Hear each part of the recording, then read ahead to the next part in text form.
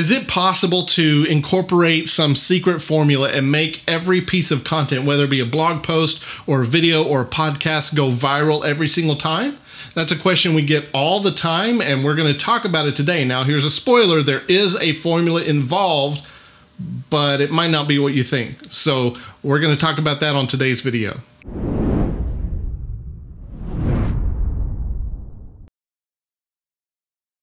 So the reason people want their content to go viral is because when a piece of content gets shared like crazy on the internet, you get a lot more brand exposure, right? And then you get a lot more website traffic, and then you get a lot more leads, then you get a lot more sales, and then you get a lot more revenue.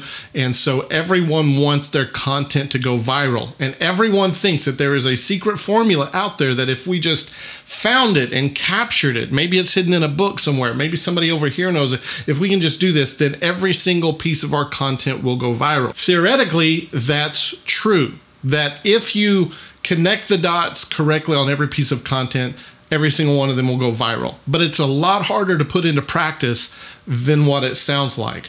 Now, there's companies out there that their entire business model is on creating viral content. These agencies, video production agencies, all these people, their bread and butter is making things go viral. And they hit every now and then, but there's a lot of misses in between each hit. And so if it was easy, everyone would be doing it all the time. And going viral would not be a thing because every piece of content would do it, right? And so everybody would be thinking, well, how can we do something that's above viral? So having a piece of content that goes viral is difficult. You can put all the pieces in place, but then there's some magic things that happen out in the cyberspace that all things have to align for them to go viral. But what you can do is take a formula that will make each piece of your content much more likely to go viral. So you can either hope everything works out and a piece of your content goes viral, or you can set it up for success and then hope that the cyberspace does its job, but you can have a much higher likelihood of every piece of content going viral if you follow this formula. And I'm going to share with you what that formula is, but before we get into that, I want to talk about the two stages of things going viral. It's not rocket science. It's actually really simple. It's just really hard to accomplish. The first thing is the content that's going to go viral. The first thing it has to do is really engage the people that are consuming it. So whoever your reader is, whatever your audience is, you have to create something that they find super engaging. And if you can do that, then they're much more likely to share.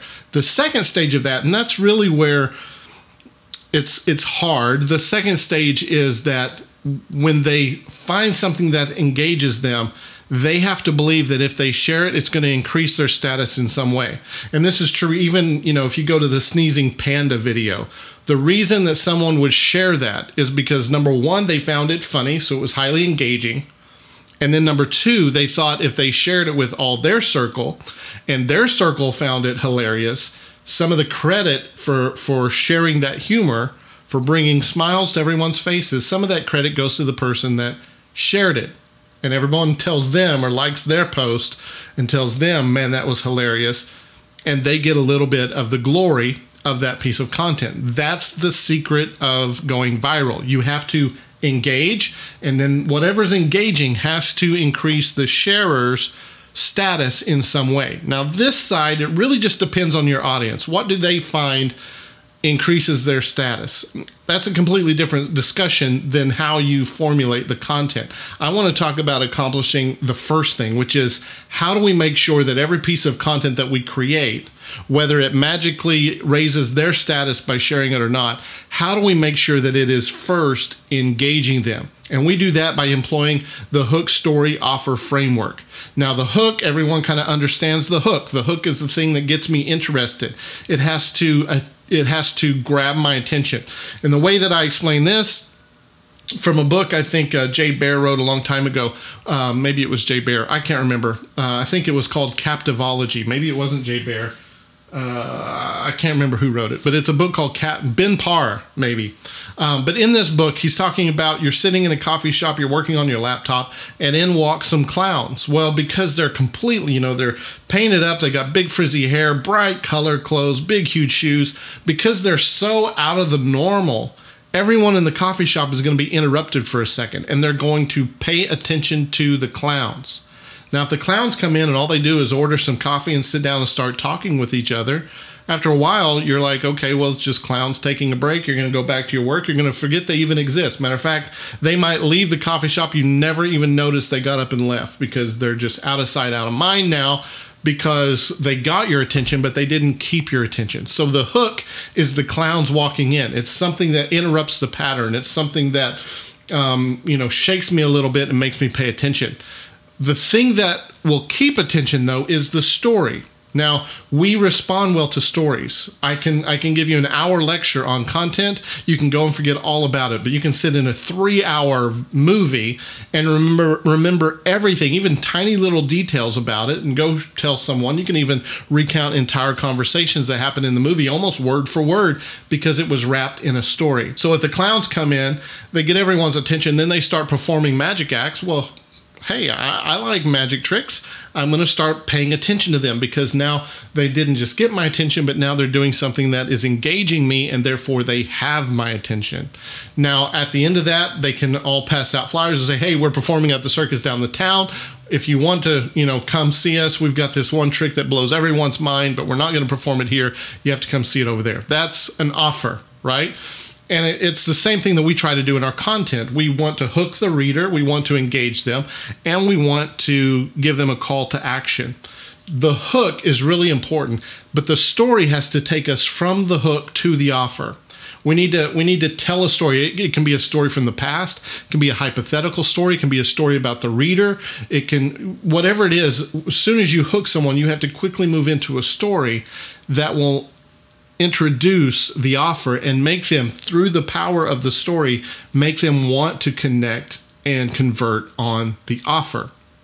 So when it comes to a blog post, for instance, the entire blog post, it's going to start with a hook. What is it about this article that people are going to want to read? Why would they want to read it? We need to hook them with that. And then as soon as we hook them, we have to understand that if we don't engage them right off the bat, we're going to lose them. And our content, if we're losing people at the beginning, it's not going to go viral. So how do we hook them? And then how do we tell a story that gets them engaged? Now, when people go and they leave and they tell about this video to other people, probably the only thing that they're going to remember is the analogy of the clowns, because the clown was in a story format.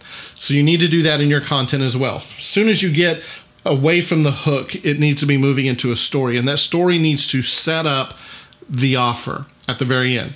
Now, that's the hook, story, offer framework, and it's very powerful, but you can drill down. So as a whole, the blog post needs to have a hook, it needs to tell a story, and it needs to give an offer at the end. But you can drill down. So imagine you're searching for something on Google. When it comes up in the SERPs, the top line of the search engine result is going to be the title of the page. That's the hook. But then there's a meta description underneath there. That meta description needs to tell a story, and that story needs to lead to an offer. Of course, the offer is click through and read this page. When you open it up, the most important piece of content in the entire blog article is the intro, because once they get there and you have their attention, you need to get their attention.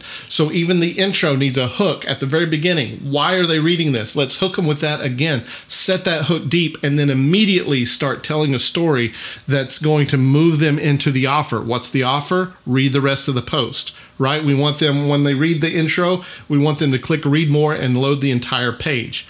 And so the intro needs a hook, a story, and then the content becomes the offer. Every point along the line, if you have 5 points in your article, every point can follow the hook, story, offer framework.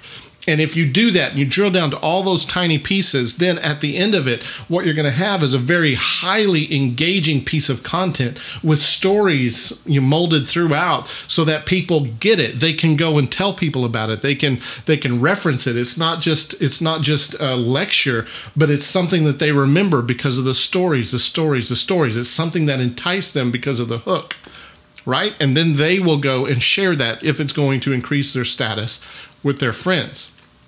Now, to do this, we actually have a hook story offer framework grading sheet that we use for our content.